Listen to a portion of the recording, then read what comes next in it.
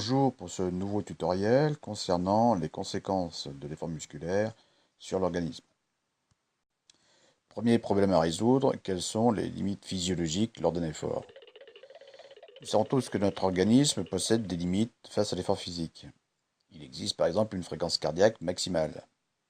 En théorie, celle-ci correspond au résultat obtenu avec la formule suivante, 220 moins l'âge du sujet. Ce qui veut dire qu'à 12 ans à peu près, donc environ 208 battements par minute sont les limites possibles. Autre capacité maximale qui détermine nos performances sportives, c'est ce qu'on appelle la VO2 max.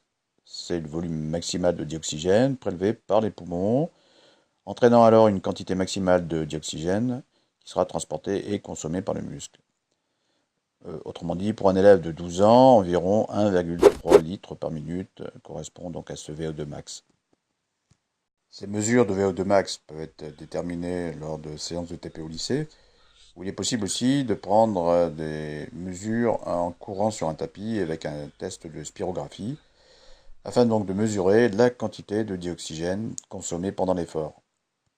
La mesure de VO2 max est intéressante en effet, permet de connaître ses limites physiologiques, notamment dans les capacités, dans les sports d'endurance. En effet, plus le score est élevé, plus cela sous-entend que les muscles ont la capacité d'utiliser le dioxygène pour convertir de l'énergie. Voici derrière moi un tableau qui répertorie quelques valeurs de VO2 max suivant le sexe et l'âge des individus. Que remarquons-nous quand nous regardons donc ces valeurs? Eh bien, première chose, qu'il n'y a pas les mêmes valeurs suivant que nous sommes un garçon ou une fille. Notamment les adolescents, les garçons ont entre 38 et 45, alors que les filles ont une valeur de VO2 max qui est située entre 31 et 35.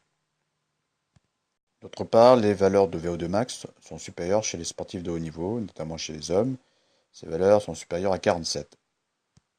Il existe une dernière valeur permettant de connaître ses limites physiologiques, donc ses capacités. C'est la VMA, ou vitesse maximale aérobie.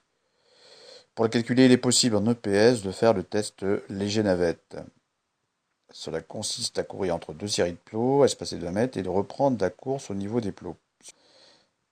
Ainsi, au rythme des signaux sonores. Au début, la fréquence de la course correspond à un jogging léger de 8 km/h à peu près. Puis la fréquence des signaux sonores va augmenter et le coureur doit donc accélérer son rythme de course jusqu'à épuisement. La vitesse atteinte selon le palier atteint aussi donnera donc alors une indication de sa VMA.